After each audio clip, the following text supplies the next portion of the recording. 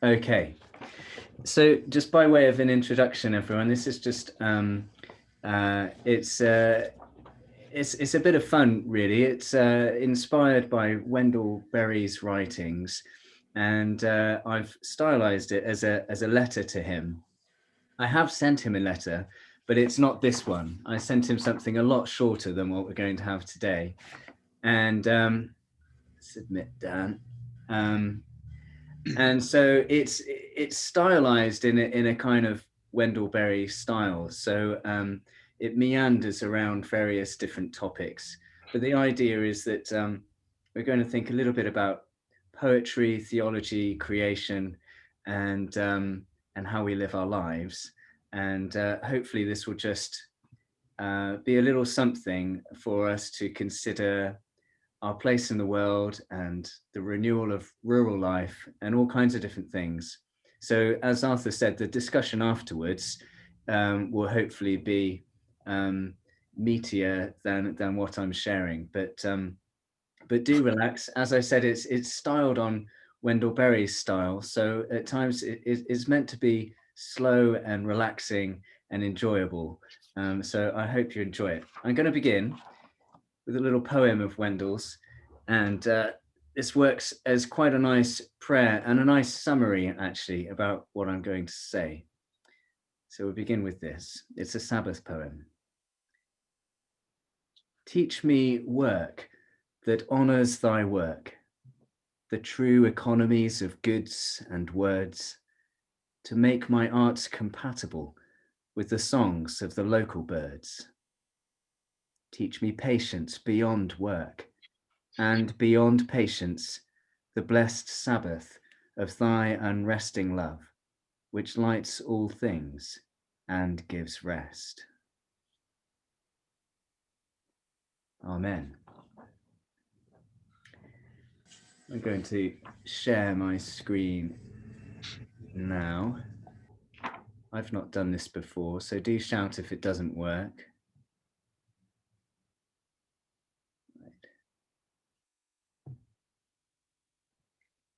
Okay, can you all see that? Okay, I'm guessing that you can. So here we go. Wendell Berry, A Long Letter, Poetry, Creation, and the Renewal of Rural Life. Dear Mr. Berry, this past week I walked along the Wye Valley, crisscrossing the river to and from the little village of Tintern, home of Tintern Abbey.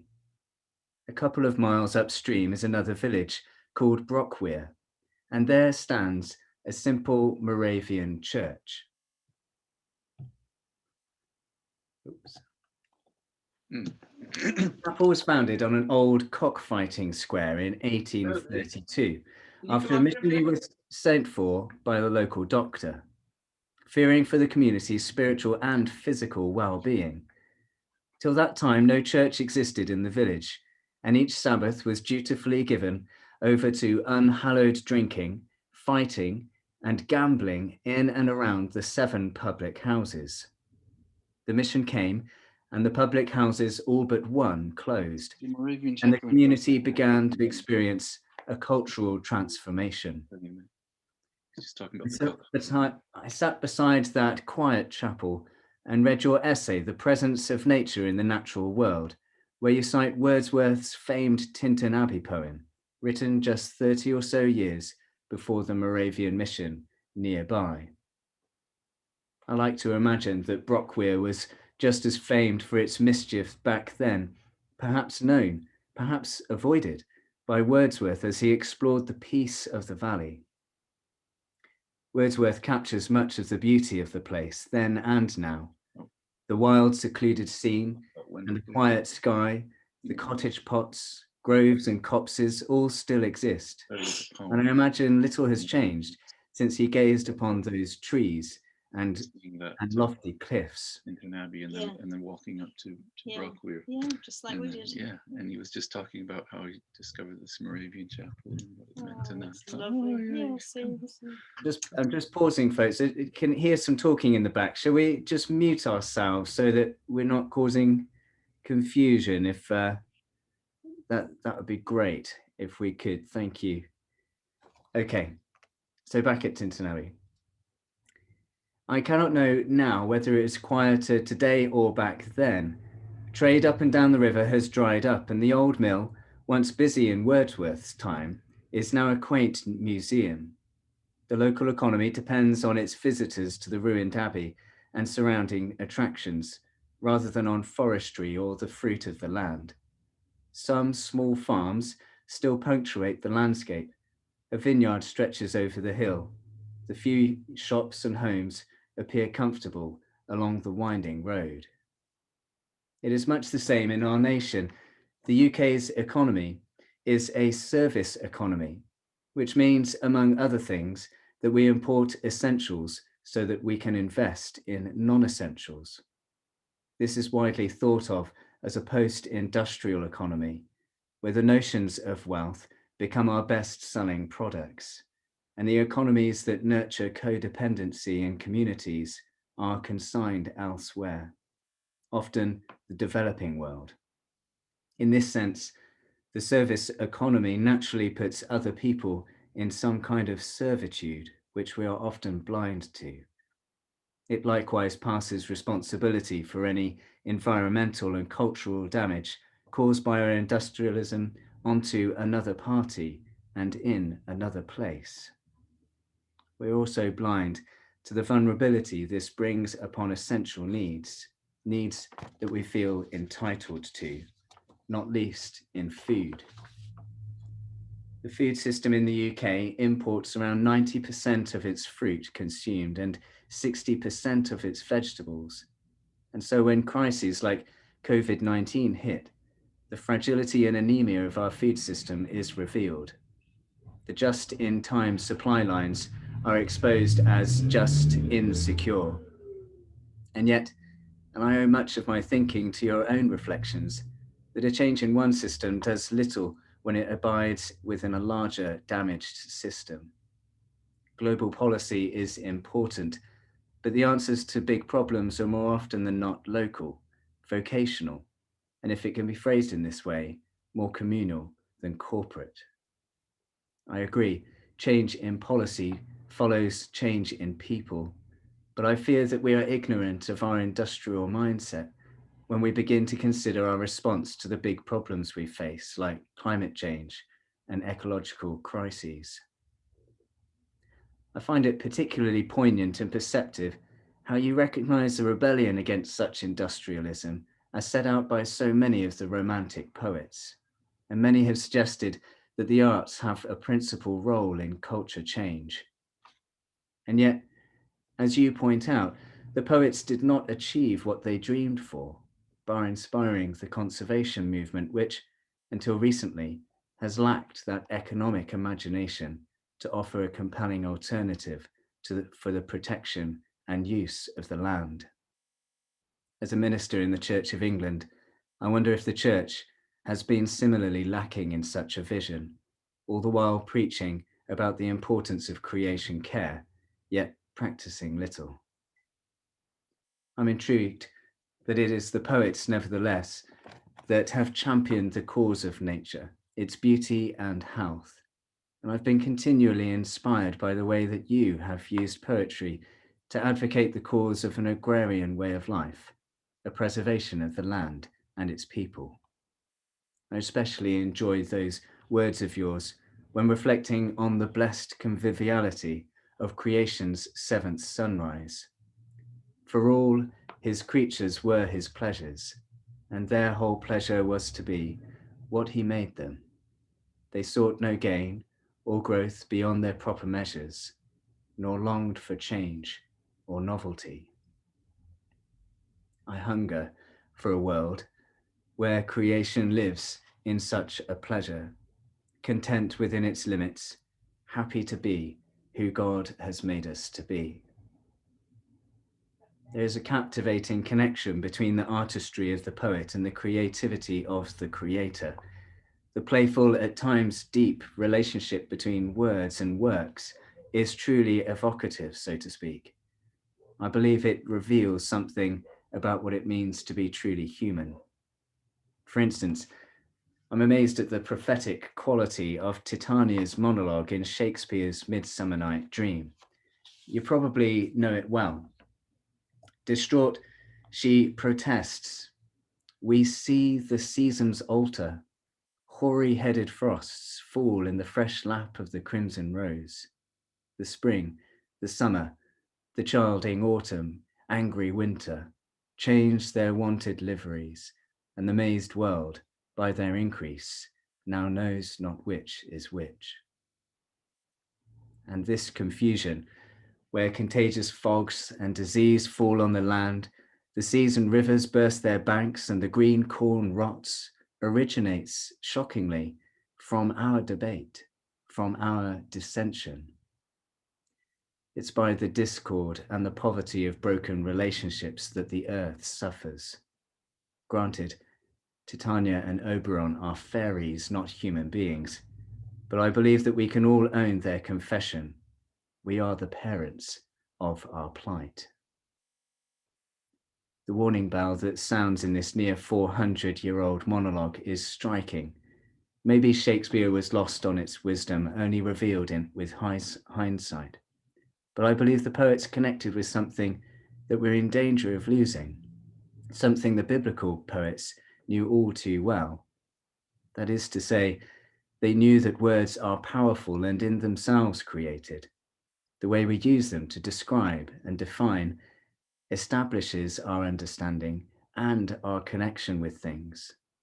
Language is culture forming, for good or ill. The Psalms, to be sure, hold some of the oldest and best poetry, delighting both in creation and in the Creator, embracing both celebration and lament.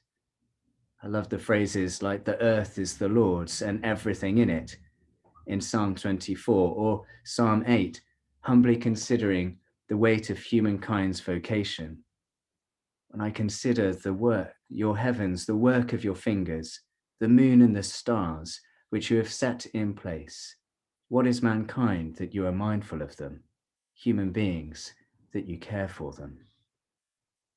And yet, I think the poetic imagination is perhaps more profound in the opening of John's Gospel, with his wonderful and profound prologue and its allusions to creation's beginning in Genesis, when, with a word, the world was made. To be sure, there cannot be found a more intimate description of word and work so in harmony than the utterance of creation by the mouth of God. And yet, John reveals a deeper mystery, the Word of God made flesh, the same Word that brought all that is into being, the full expression of God's heart, became one of us, a fellow creature. In Christ, God's Word became God's work, reconciling all that was broken. We could pause there, such is the wonder, but on further reflection, I'm reminded that in the second chapter of Ephesians, followers of Christ are described as his workmanship, created for good works in advance. The Greek there is poema, where we get the English word poetry from. We could say then that Christ makes us his poetry in the world. It is though the word poetry is not merely a noun, but a verb. Perhaps St. Paul understood this, reminding us that God's people are likewise commissioned with both the message and ministry of reconciliation, a restored harmony between word and works, healed with a divine poetry, carried in the hearts of his people, a love letter to the world.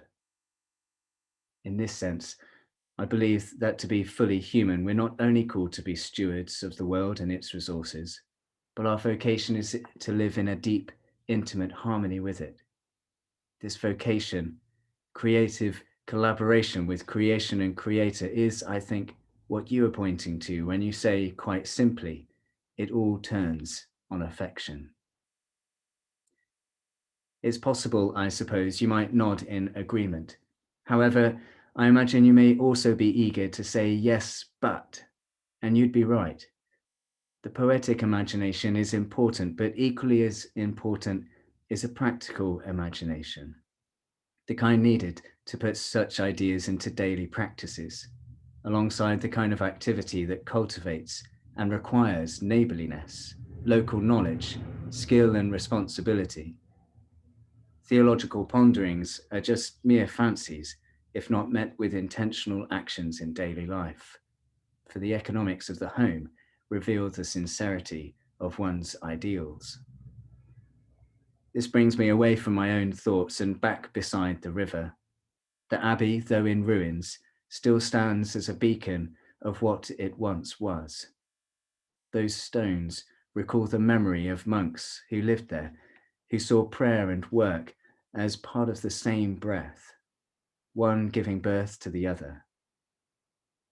Anyhow, as I sat there, reading your reflections on the interplay of poet, creator, and the created world, I felt that if I was in your position, I'd feel heartened to know that an admirer of my work was sat in that same valley, pondering it all, enjoying how every sentence is an invitation to a different kind of world. I say enjoy, but in truth, much of your work has brought joy and discomfort in equal measure, as I've wrestled with my grief for creation and lamented our abuse of it. Your writing articulates so much of what I believe to be true, and yet struggle to practice or even voice. I am a curate in a rural benefice not far from Tintern, but my 3 parishes rest on the banks of a neighbouring river, the River Severn. One parish, the village of Orr, has been a farming community for over 1,000 years. There, they somehow have kept the values of thrift, love of neighbour, and affection for their work, the land and its people. They do not take their dependence on the land for granted. They know it deeply. Each year they heartily sing, "We plough the fields and scatter," during the harvest auction and village meal. And much like in Old Testament times, their relationship with the land is symbiotic with their relationship with God. Last Sunday, having just taken a communion service, I drove back home, only to find a cow had got out of a field and was roaming in the lane, but I knew what to do. The thing to do in any kind of emergency in Orr is to find Ron. Ron is, as I would describe him, a statesman of the village, not because he holds himself in high regard, nor because he has a sense of entitled pride, but more because he is the wise, caring grandfather of the community, with a boyish cheekiness that betrays the underlying strength of his principles. His knowledge, his history, is respected and loved.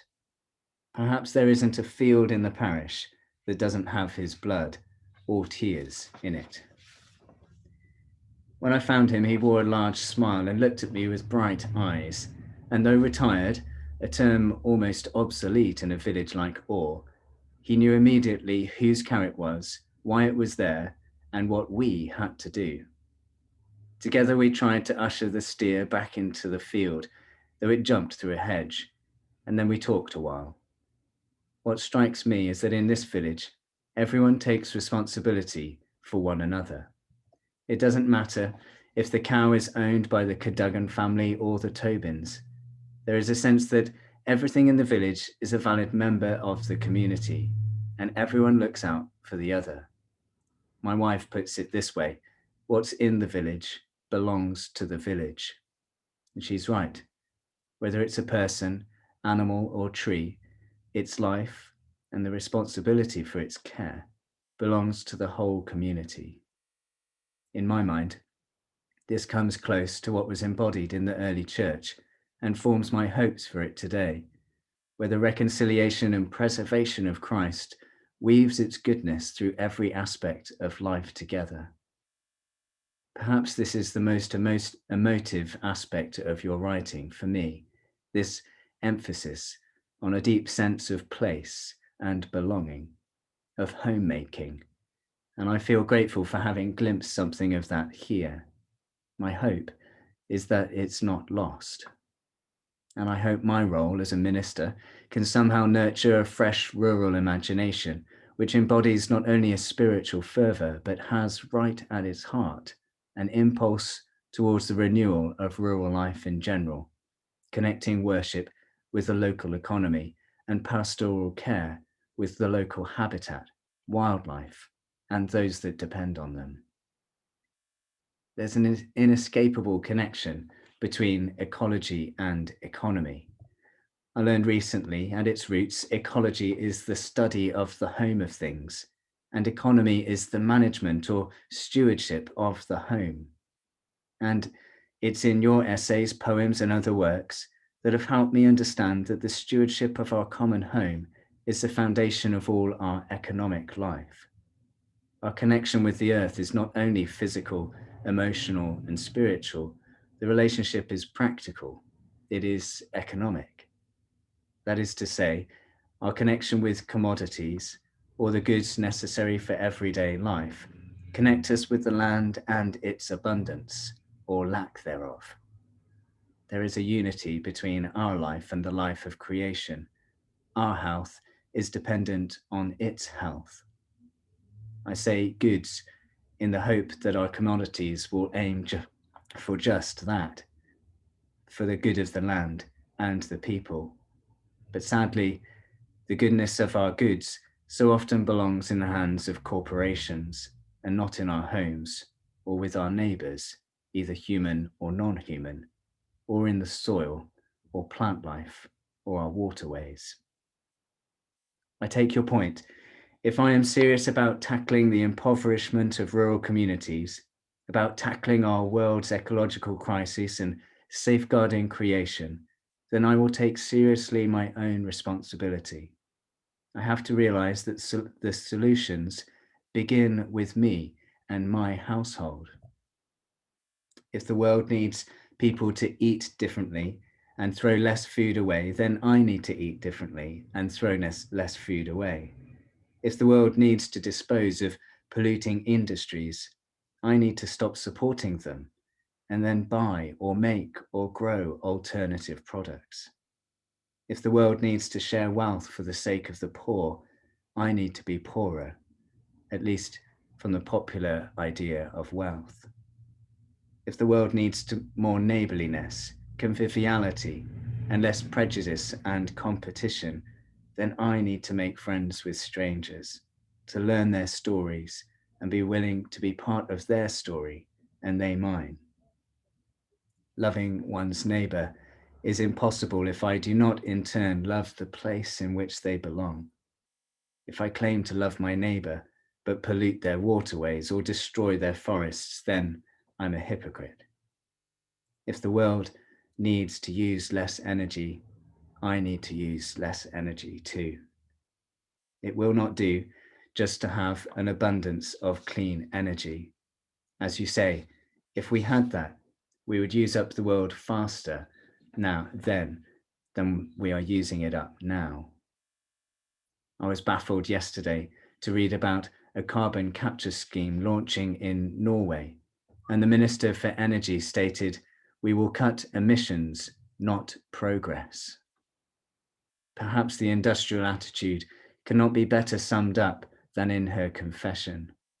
The world still believes the health of the world will get in the way of progress, as if a cultural change that acknowledges and commits to the well-being of all creation and therefore all life is not progress. In all this and more, I thank you for the impact and influence you've had on my thinking and the journey of my family. Your willingness to humbly share your own burdens and hopes with us, and your open-hearted wisdom, a wisdom not merely of ideas and imagination, but of toil and practice, has inspired and will continue to inspire us as we seek to put down roots, hoping to help others do the same. I know that our appreciation is shared by many, and to that end know that your work has not been in vain.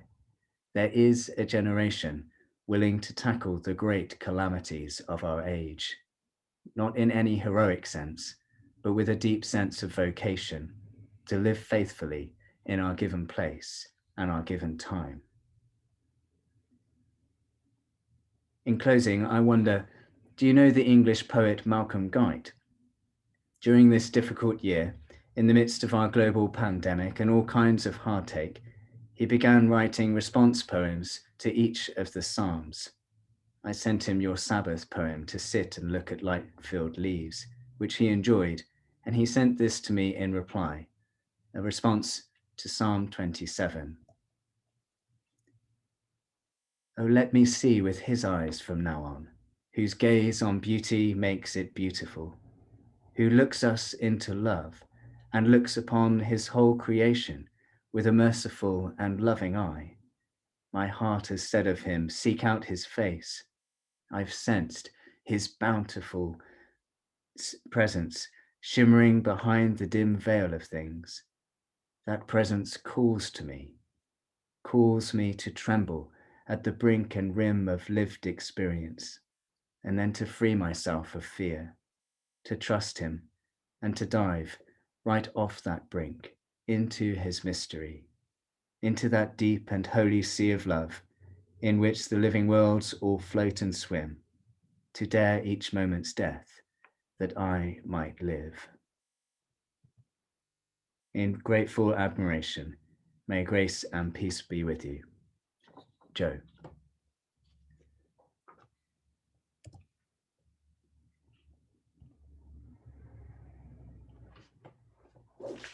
Okay, I hope you enjoyed that, everyone. We can demute ourselves now, if that's good. I'll continue recording, and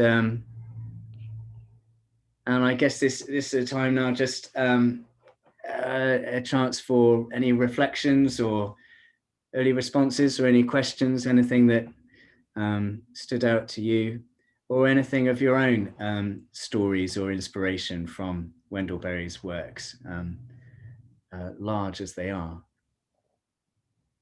Can I just say that as coming at all this from as an engineer, Yeah.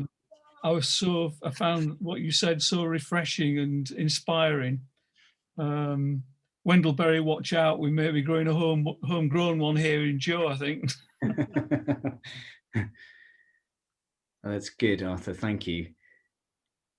You say coming from it from an engineer's point of view, is that something in particular that stood out to you? Not really, because I'm so used to approaching environmental matters from a pragmatic, it's almost scientific basis.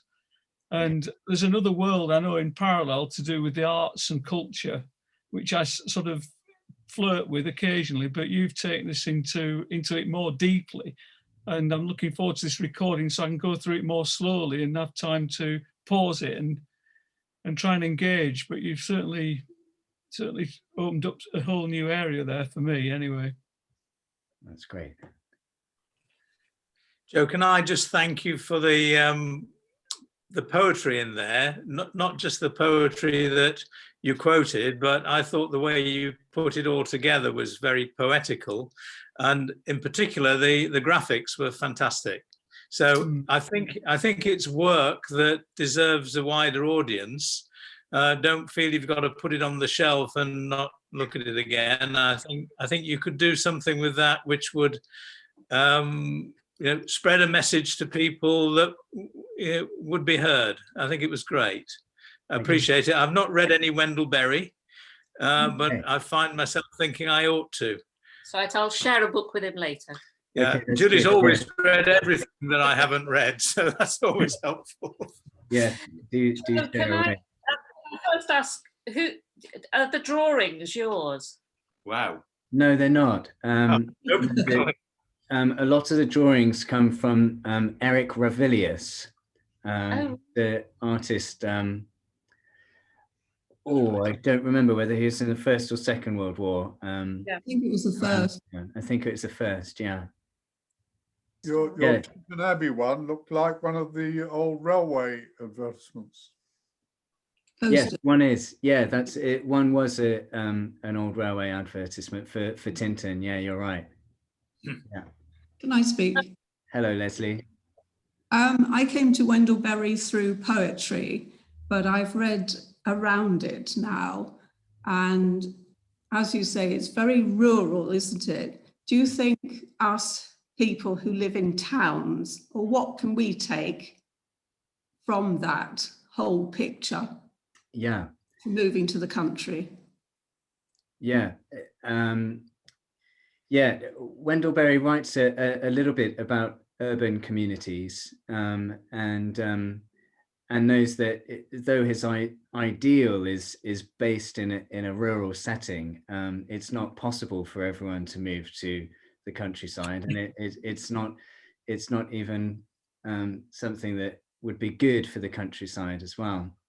Although he does recognize, he does talk in many of his essays about the sort of pull towards cities and how that affects rural communities, not least in job creation or education. A lot of that is pulling people away from their homes, but in general terms, he doesn't think that all urban settings are evil, and he doesn't, and likewise he doesn't think that all machinery and things like that is evil, although he'll often write against such things. I think his computers, does he? Yes, that's right. He doesn't like computers. What is your background? Is it urban or rural, or? It's a little bit of both. I grew up here in the Forest of Dean, where I am now as a curate, but I lived a little while in Gloucester, which is semi-rural, really. It's not really a city, is it? But and I think there's that thing of what he says about it, how it all turns on affection, and the sort of level of community that's often lacking in our rural and urban communities. And there is a great movement towards enabling that now, a sense of local mutual dependence upon one another, care for one another, care for the wildlife and biodiversity that does exist in our cities, sometimes more so than in our farming lands. And I think that he would really sort of encourage those in cities to still be supporting local life. And we're quite fortunate in Gloucestershire. Whether we live in our urban areas or rural areas, we can support local economies or locally grown food or different trades that can connect us in that kind of a way. So I think he'd be very up for encouraging us in that direction. Thank you. Can I say something? Yeah. Orr is a village which we know slightly, having visited the pub when it was going some years ago, and we have relatives who live over that side of the river.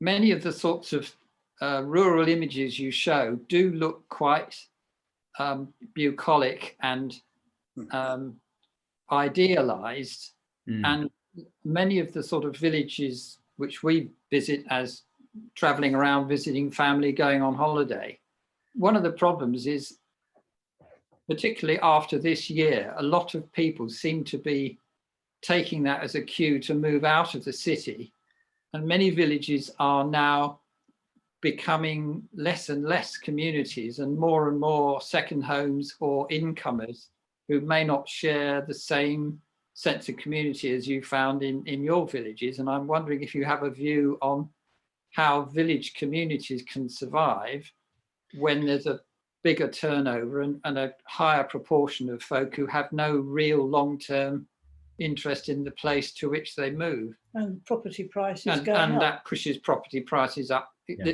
The issue of local homes for local people who want to stay there but get priced out of the market. Yeah, I think that's a very real struggle, and may well be a very real struggle in years to come. I think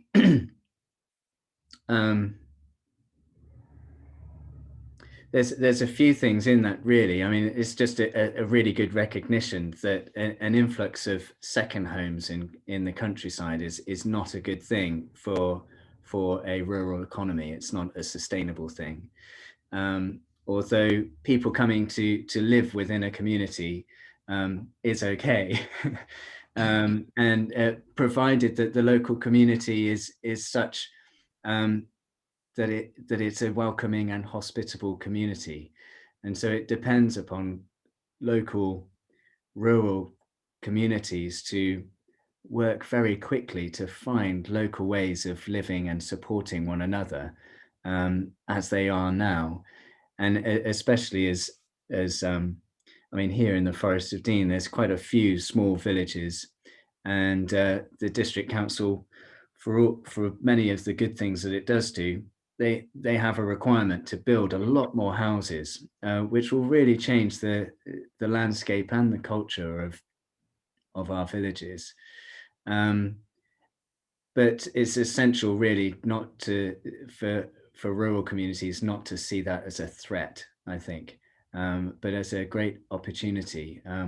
For a long time now, those with the capacity to put the energy into a thriving local rural community have been leaving. But if people are coming back into rural communities who have capacity and energy and are passionate for that sense of a local community in the countryside, then there's a great opportunity there for new ways of living. But yeah, I think that would be a really difficult struggle. Hi, Ernest. Joe, you almost took words out of my mouth, because I was born in a little village. I've lived many times in different villages. We're now in what we'd call a community rather than a village. It's not quite a village. And one of the issues is that close-knit rural communities can be just that. They can be very exclusive, and it can be very difficult to integrate into a new place. People say, unless you've lived here 60 years, you'll never be where you are. And as a Yorkshireman, I mean, a lot of Yorkshire people feel like that. So I think there is an onus on villages to be welcoming, to be open to new people, to see them as a blessing. And it just struck me there's a parallel in that with the church. And that too often, as you've said, churches, because gradually the congregations tend to age, they have less energy and they're less and less inclined to do new things. And there isn't the energy or potential there to actually manage a lot of things. But equally, we are very reluctant to change the way we worship, the way we do things, the way to behave in church. And as a result, we're often the cause of our own problem. We can't understand why people aren't all like us and coming in and helping us, when in fact we're saying all the time, just stay away unless you come exactly as we are. So it's a dilemma. Yeah, I think with the church and rural communities, the danger of that is, yes, it can be insular. I took one of the first funerals I took was of a guy who was in his mid-70s, and he came to the village when he was 3 years old. At his wake, a friend of his said to me, of course, he wasn't local. And I think that illustrates that quite well. Yeah, we have to be open, welcoming and hospitable. We have to know that though we want to grow a sort of mutual dependence in a local community, it's impossible for rural communities not to be dependent on other local villages and towns.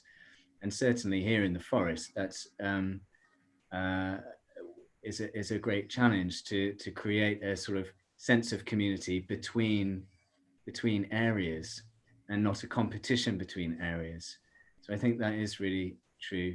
I think a great danger also, as well as our tendency to be insular and protectionist and not hospitable and open, is the sense of the idea of rural life is sentimental, and often that's an attitude towards our churches as well. We're sentimental towards the village church, the village around here. Everyone would say that they are a part of the church and supportive of the church, but it's often in a sentimental way, not in a practical lifestyle type way. So yeah, tricky. I don't have many of the answers really, but yeah, Julie. Can I pick up your phrase? I think you said we're blind to our industrial mindset. I think that's what you, and I'm sure if we, I agree with you. If we try not to have an industrial mindset, we can be accused of being sentimental, inefficient, unrealistic, naive. It's hard to fight against that culture that is the industrial culture without being trivialized, marginalized, patronized. Any tips from anyone? Yeah, that's a good point.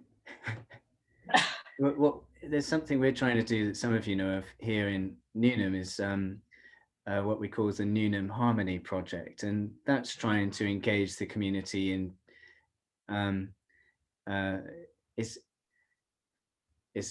it's not quite token gestures, but it's like a token gesture really. It's finding new ways of living with one another, and we have a bulk buying initiative locally which fundraises for us, that we plant trees, and we have a community orchard here, and we've included the council and the school involved with that, local residents, and as a result of that work, other plots of land around the community are being offered to us so that we can go and transform them with local people. And I think there's small projects like that we can all get involved with. Our bulk buying project sells toilet roll. So it's an everyday item, and we use all the profits to go into the project. And it's something very simple, but that's something that could be developed, and is something that brings people together in a different way. It is a different kind of attitude to things that we feel entitled to and things that we just kind of buy. And I think finding those sort of commonalities will be a real important step, I think, to people coming together and knowing that when they're buying an everyday item, they're doing so because that's investing in the local community. And the only way they can do it is if other people in the community do it. So we're doing it together. And that's quite an important thing, and something that's really growing well here.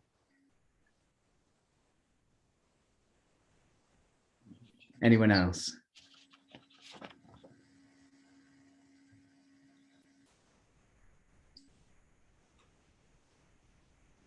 Arthur's just unmuted himself.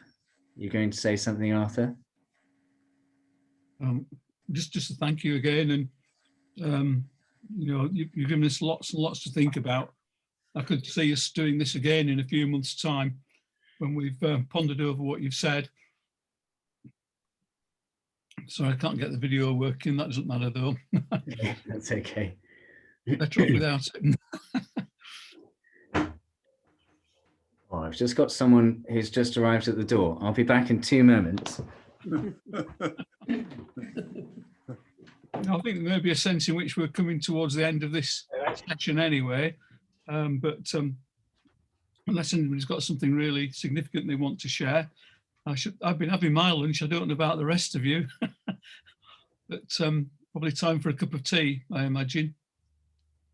And Martin Davis's prayer group, which is started 5 minutes ago. Oh, well, Wow. should you get off and join in with that then, Jerry? Yes, we will. If I can find the reference. Yeah. Should we just thank you again, Joe, and we'll close. Yeah. Shall we say the grace together? It's going to sound a bit cacophonic, but God will understand, I'm sure.